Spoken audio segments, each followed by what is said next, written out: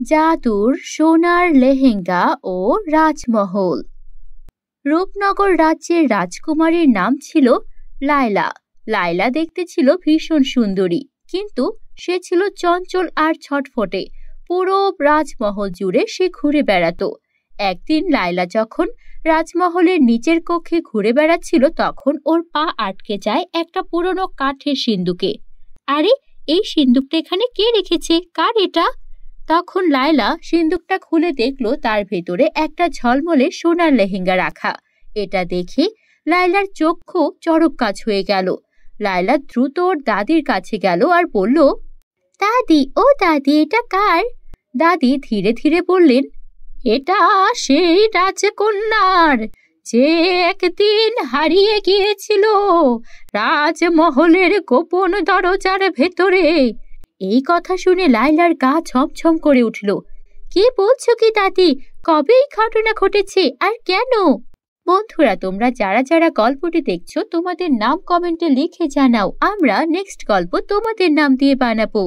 এই সোনার লেহেঙ্গা, অভিশপ্ত লেহেঙ্গা, কেবল সত্যিকারের রাজকন্যাই এটা পড়তে পারে। সাধারণ কেউ পড়লে সে চিরতরে হারিয়ে যাবে। লায়লা তখন ওর পছন্দের পুরনো আয়নার দিকে তাকালো আর সে জিজ্ঞেস করতে লাগলো, আচ্ছা, আমি কি সত্যি প্রকৃত রাজকন্যা? যাই হয়ে যাক না কেন, আমি একজন সত্যিকারের প্রকৃত রাজকন্যা কিনা এটা আমাকে দেখতেই হবে। তাই আমি ওই লেহেঙ্গাটা পরবই। যদি আমি হারিয়ে যাই তো গেলাম, কিন্তু তবু আমি লেহেঙ্গাটা পরতে চাই। কৌতূহল সামলাতে না পেরে রাজকুমারী লায়লা সেই লেহেঙ্গাটি গায়ে চড়ালো, আর মুহূর্তের মধ্যে চারপাশ আলো ছড়িয়ে পড়ল। মুহূর্তের মধ্যে চারপাশে এত আলো ছড়িয়ে পড়ল যে রাজমহলের দেয়াল থেকে এক গোপন দরজা খুলে গেল। লায়লা তখন দরজার ভেতরে পা বাড়াতেই এক ভয়ানক আওয়াজ এলো। কে তুমি? তুমি কি সত্যিকারের রাজকন্যা? লায়লা ভয় পেল, কিন্তু সাহস করে বলল, হ্যাঁ, আমি সত্যিকারের রাজকন্যা। রাজবংশের রক্ত আমার শরীরে। আলো তখন আরো উজ্জ্বল হয়ে গেল আর একটা নরম কণ্ঠ ভেসে আসলো। তাই বুঝি? তাহলে রাজ্য তোমার জন্যই অপেক্ষা করছি। লায়লা দরজা পেরিয়ে সামনে এগোতেই দেখলো সামনে একটা জাদুর সোনার মহল চকচক করছে। তখন লায়লা ফিসফিস করে বলল, এখানে কি কেউ নেই? তখন এক বৃদ্ধা বেরিয়ে এসে বলল, ছিল। বহু বছর আগে এখানে অনেক মানুষের আনাগোনা ছিল, কিন্তু ওই অভিশপ্ত লেহেঙ্গার কারণে রাজকন্যা হারিয়ে যায়, রাজ্য ধ্বংস হয়ে যায়। কিন্তু আমি এখানে কেন প্রবেশ করতে পারলাম? তুমি প্রবেশ করতে পেরেছো কারণ তুমি সত্যিকারের রাজকন্যা, যে কিনা অভিশাপ ভাঙাতে পারবে। কিভাবে ভাঙাতে পারবো? তুমি যদি তোমার হৃদয়ের সত্যিকারের ভালোবাসা দিয়ে এই রাজ্যকে গ্রহণ করো, তবে এটি আবার প্রাণ ফিরে পাবে। আমি তো ছোট, আমি কি পারবো এই রাজ্য শাসন করতে? আমি যদি সত্যি এই রাজ্য শাসন করতে পারি আর রাজ্যের উত্তরাধিকারী হই, তবে আমি চাই এই রাজ্যটি আবারও জীবন্ত হয়ে উঠুক। সঙ্গে সঙ্গে চারপাশের মৃত ফুলেরা প্রাণ ফিরে পেল। ঝর্ণা আবার বইতে শুরু করলো, আর ধীরে ধীরে সব মানুষেরা জেগে উঠল। রাজ্যের লোকেরা বিস্ময়ে দেখল তাদের রাজকন্যা ফিরে এসেছে। তখন বৃদ্ধা বলল, লায়লা, তুমি এই রাজ্যের সত্যিকারের রাজকন্যা। সেই সোনার লেহেঙ্গা যে পরেছিল, সে ছিল মিথ্যে একটা রাজকন্যা, তাই সে হারিয়ে গেছে। আজ তোমার জন্য এই রাজ্য তার অভিশাপ থেকে মুক্তি পেল। হাজার বছরের পুরনো অভিশপ্ত এই রাজ্য এখন ধুলায় মিলিয়ে যেতে পারবে। লায়লা তারপর সেখান থেকে বেরিয়ে এলো, আর ওর মনে ভীষণ খুশি ছিল, কেননা ও বুঝতে পেরেছিল সত্যিকারের রাজকন্যা শুধু রক্তের কারণে নয়, সাহস, ভালোবাসা আর আত্মবিশ্বাস দিয়ে নিজেকে প্রকৃত রাজকন্যা বানাতে হয়। এর পরবর্তীতে লায়লা একজন সত্যিকারের রানী হয়ে উঠল আর রাজ্য খুব ভালোভাবে শাসন করতে লাগলো। শুধু তাই নয়, লায়লা হয়ে উঠল সকলের প্রিয় আর ন্যায়পরায়ণ রানী। বন্ধুরা, গল্পটি ভালো লাগলে একটা লাইক করে দিও, আর আমাদের চ্যানেলে নতুন হলে চ্যানেলটিকে সাবস্ক্রাইব করতে ভুলো না যেন। Bye bye. জাদুর লিপস্টিক ও কথা বলার আয়না। সোনাপুর রাজ্যের একমাত্র রাজকন্যা রেশমা তার বাবা মায়ের ভীষণ আদরের ছিল। রেশমাকে তার বাবা মা অর্থাৎ রাজা রানী এমন কোনো সুখ স্বাচ্ছন্দ্য ছিল না যা এনে দেয়নি। তবে রেশমা ছিল খুবই সরল মনের। ওর এসব সুখ স্বাচ্ছন্দ্যের প্রতি কোনো লোভ ছিল না। ওর ঘরে থাকতো দামি জিনিসের জায়গায় পুরনো সব জিনিসপত্র। তেমনই একদিন ওর একটা পুরনো আয়নার দিকে তাকিয়েছিল। হঠাৎ ও একটা লিপস্টিক তুলে নিল, যেটা কিনা ওই শহরেরই একটা বুড়িমার কাছ থেকে পেয়েছিল উপহার হিসেবে। বুড়িমা বলেছিল লিপস্টিকটা জাদুর। তখন রেশমা সে লিপস্টিকটা হাতে তুলে নিল আর বলতে লাগলো, আচ্ছা, বুড়িমা যে বলেছিলেন এই লিপস্টিকটা জাদুর, এটা কি সত্যিই জাদুর? তখনই আয়নাটা চকচক করে উঠল আর একটা নরম কণ্ঠ ভেসে উঠল, হ্যাঁ রাজকন্যা, এই লিপস্টিক যার ঠোঁটে থাকবে তার বলা সব কথা সবাই বিশ্বাস করবে। রেশমার চোখ বড় হয়ে গেল। রাজসভায় কেউ তার কথা শুনতো না। বন্ধুরা, তোমরা যারা যারা গল্পটি দেখছো তোমাদের নাম কমেন্টে লিখে জানাও। আমরা নেক্সট গল্প তোমাদের নাম দিয়ে বানাবো। তখন রেশমা লিপস্টিকটা তার ঠোঁটে লাগালো আর বলল, এই রাজ্যের খাদ্য মজুদ শেষ হয়ে যাচ্ছে, কিন্তু মন্ত্রী মিথ্যে কথা বলছে। রাজা তখন গম্ভীর হয়ে বললেন, এটা কি সত্যি? তাহলে তদন্ত করো। রেশমা ভীষণ খুশি হলো, কারণ এই প্রথম ওর কথা ওর বাবা শুনল। তখন আয়না ওকে আবারও বলল, সাবধান রেশমা, সত্যের পাশাপাশি মিথ্যেও কিন্তু বিশ্বাসযোগ্য হয়ে উঠবে। কখনো মিথ্যা বলো না। রেশমা হাসলো আর বলল, আমাকে তাই মনে হয়? আমি তো শুধু সত্যই বলবো। পরের দিন রাজসভায় রেশমা ভুল করে বলে ফেলল, আজকে একটা অদ্ভুত ঘটনা ঘটবে। আজ আকাশ থেকে স্বর্ণের বৃষ্টি হবে। রাজা মন্ত্রী সবাই তখন আকাশের দিকে তাকিয়ে থাকলো, কিন্তু আসলে তেমন কিছুই হলো না। তখন রাজা কঠোর কণ্ঠে বললেন, মিথ্যে বলেছ তুমি রাজকন্যা, তুমি এখন কারাবন্দী। রেশমার চোখে তখন জল চলে এলো, আর সে মনে করে দেখলো আয়না তাকে সত্যি কথাই বলেছিল। এবার আমি কি করব? আমি তো লোভে পড়ে এমন কিছু বলে ফেলেছিলাম যেন আমার বাবা আমাকে ভালোবাসে আর রাজ্যের সবাই আমাকে রাজকন্যা হিসেবে সম্মান করে। কিন্তু এবার কি হয়ে গেল? আয়না, তুমি কি জানো আমি এবার কিভাবে নিজেকে বাঁচাবো? এভাবে আমি কারাবন্দী হতে চাই না। হ্যাঁ, একটা উপায় আছে। তুমি যদি মন থেকে কোনো সত্যি কথা বলো বা কারো ভালো চাও, তাহলে সবকিছু ঠিক হয়ে যাবে। আমি আসলে আমার বাবাকে সাহায্য করতে চেয়েছিলাম, বাবাকে রক্ষা করতে চেয়েছিলাম, কারণ আমি জানি ওই মন্ত্রী একটা মিথ্যেবাদী। সে আমাদের পুরো রাজ্যের ক্ষতি চায়।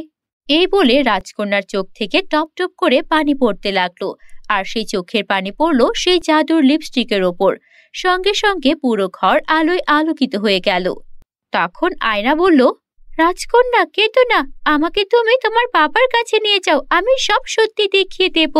তারপর রাজকন্যা জাদুর আয়না ওর বাবার কাছে নিয়ে গেল। আর তখন রাজা দেখলেন এতদিন ধরে মন্ত্রী যা যা অন্যায় করেছিলেন সেই সব কিছু আয়নায় দেখা যাচ্ছে।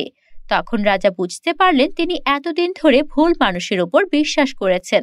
তখন সে তার মেয়ের কাছে ক্ষমা চেয়ে বললেন, আমার ভুল হয়ে গেছে রে মা, নিজের মেয়েকে আমি বিশ্বাস না করে একজন পর মানুষকে বিশ্বাস করেছি। এই মন্ত্রী আমাদের রাজ্যের প্রজাদের অনেক অত্যাচার করেছে, রাজ্যের কোষাগার, রাজ্যের খাদ্য সবকিছু নিয়েই বাড়াবাড়ি করেছে।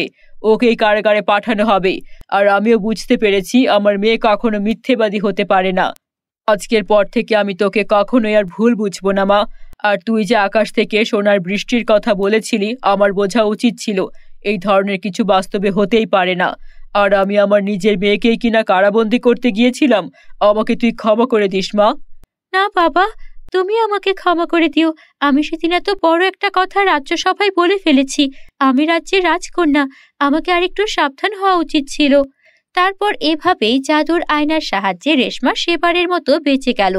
আর রেশমা এটাও বুঝে গেল যে সত্য বলার জন্য কখনো জাদুর প্রয়োজন হয় না, সৎসাহস থাকলে সেটাই যথেষ্ট।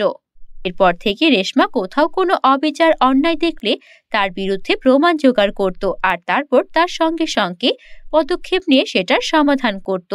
এরপর থেকে সেই রাজ্যে আর কোনো রকম কষ্ট রইল না, সবাই সুখে শান্তিতে থাকতে শুরু করলো। বন্ধুরা, আমাদের চ্যানেলে নতুন হলে চ্যানেলটিকে সাবস্ক্রাইব করতে ভুলো না যেন। Bye bye. এক গ্রামে এক রাজা বাস করতেন। তার একমাত্র মেয়ে ছিল, যে অত্যন্ত সুন্দরী ও সুশিক্ষিত। রাজা তার মেয়ে ও রাজ্যকে খুব ভালোবাসতেন, তাই মেয়েকে খুব সাবধানে বড় করে তুলতেন। রাজা জানতেন তার কোনো ছেলে নেই, ফলে রাজ্যটির উত্তরাধিকারী হবে তার মেয়ে। সে কারণে রাজা তার মেয়েকে রাজ্য পরিচালনার জন্য যথার্থভাবে প্রস্তুত করতে চেয়েছিলেন। রাজকন্যাকে অনেক কিছু শিখিয়ে পারদর্শী করে রাখতে তিনি সময় ও শ্রমের কোনো ত্রুটি করেননি। রাজকন্যাকে উপযুক্ত একজন রাজপুত্রের হাতে তুলে দিতে তিনি মনে মনে একটি যোগ্য পাত্রের খোঁজ করছিলেন। রাজকন্যা অনেক রাজকুমারদের সঙ্গে দেখা করেছিল, কিন্তু কোনো রাজপুত্রকেই তার পছন্দ হয়নি। এই নিয়ে রাজা বেশ চিন্তিত হয়ে পড়েছিলেন, কারণ সময় যতই গড়াচ্ছিল ততই তার উদ্বেগ বাড়ছিল। একদিকে রাজ্য, অন্যদিকে মেয়ের ভবিষ্যৎ, সবকিছু মিলিয়ে রাজা একটা সঠিক সিদ্ধান্তে আসতে পারছিলেন না। রাজকন্যা তার মা বাবার কাছে নিজের পছন্দের স্বাধীনতা দাবি করতে থাকেন। তিনি বলতেন, আমার বিয়ে আমার ইচ্ছাই হবে, রাজপুত্র বা সাধারণ কেউই হতে পারে, কিন্তু মানুষটা ভালো হতে হবে, আমার সুখের জন্য। রাজকন্যার মা বাবা একে একে বেশ কিছু রাজপুত্রকে রাজপ্রাসাদে আমন্ত্রণ জানালেন, কিন্তু রাজকন্যা কাউকেই পছন্দ করলেন না। এদিকে রাজকন্যার মা বারবার রাজকন্যাকে বুঝিয়ে বলতেন, তুমি একজন রাজপুত্রের সঙ্গে বিয়ে করবে, তাহলে আমাদের রাজ্য সঠিকভাবে পরিচালিত হবে। কিন্তু রাজকন্যা দৃঢ় সংকল্পিত ছিল। তার মতে রাজ্য পরিচালনার জন্য একজন ভালো মানুষই যথেষ্ট, তা সে রাজপুত্র হোক বা সাধারণ মানুষই হোক। রাজকন্যা এমন এক সময়ে সিদ্ধান্ত নেন, যে কোনো রাজপুত্র নয়, তিনি সাধারণ মানুষের মধ্য থেকে একজন জীবনসঙ্গী খুঁজবেন। তার মা বাবা একে একে তাকে নানা ধরনের চাপ দিচ্ছিলেন, কিন্তু রাজকন্যা অটল ছিলেন। তার মতে রাজকুমারের গরিমা নয়, একজন মানুষের চরিত্রই গুরুত্বপূর্ণ। রাজকন্যার জেদ দেখে রাজা ও রানী অবশেষে রাজি হলেন যে রাজকন্যা তার পছন্দমতো একজন মানুষ বেছে নেবেন, তবে তার জন্য একটি বিশেষ পরীক্ষা হবে। এই পরীক্ষা রাজ্যবাসী সকল পুরুষদের জন্য ছিল। পরীক্ষায় উত্তীর্ণ হলে সেই ব্যক্তি রাজকন্যার স্বামী হতে পারবে। রাজা ও রানী এই সিদ্ধান্তে পৌঁছানোর পর রাজকন্যা তাদের কথা মেনে পরীক্ষা গ্রহণের জন্য রাজি হলেন। সেদিন রাজপুত্রদের আসার দিনে রাজকন্যা সাদা গাউন পরেছিলেন। তিনি এত সুন্দর ছিলেন যে তাকে দেখে সবাই মুগ্ধ হয়ে গিয়েছিল। রাজকন্যা 3টি বিছানা দেখিয়ে বললেন, এগুলোর মধ্য থেকে তোমরা নিজের পছন্দের বিছানা বেছে নাও। 3টি বিছানা ছিল সোনা, রূপা এবং তামার। রাজকন্যা জানালেন, যিনি সঠিক বিছানা বাছবেন তিনিই তার জীবনের সঙ্গী হবেন। অনেক রাজকুমার সোনা এবং রূপার বিছানা নিয়ে চলে গেলেন, কিন্তু পরেশ নামের এক সাধারণ ছেলে তামার বিছানা বেছে নিল। রাজকন্যা তার এই সিদ্ধান্তে সন্তুষ্ট হলেন। রাজকন্যার মনে হল, সোনা ও রূপার আভিজাত কিংবা গৌরবের চেয়ে এক সাধারণ মানুষের মধ্যে যেটা গুরুত্বপূর্ণ তা হল তার প্রকৃত চরিত্র এবং দৃঢ় মনোবল। রাজকন্যা তার জীবন সঙ্গী হিসেবে পরেশকেই বেছে নিলেন। রাজকন্যা আর পরেশ একে অপরকে গ্রহণ করলেন এবং তারা ধুমধাম করে বিয়ে করলেন। রাজপুত্রদের মধ্যে যে ব্যক্তি রাজকন্যাকে নিজের চরিত্রের গুণে জয় করতে সক্ষম হয়েছে তাকে রাজকন্যা নিজের জীবনসঙ্গী হিসেবে গ্রহণ করেছিলেন।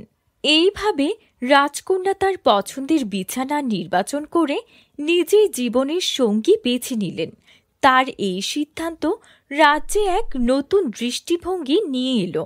রাজ্যবাসী বুঝতে পারল যে রাজ্য পরিচালনার জন্য এবং সুখী সংসার গড়ার জন্য কখনোই বংশ বা আভিজাতই সবচেয়ে গুরুত্বপূর্ণ নয়, বরং সত্যিকারের গুণ এবং চরিত্র হল মূল বিষয়।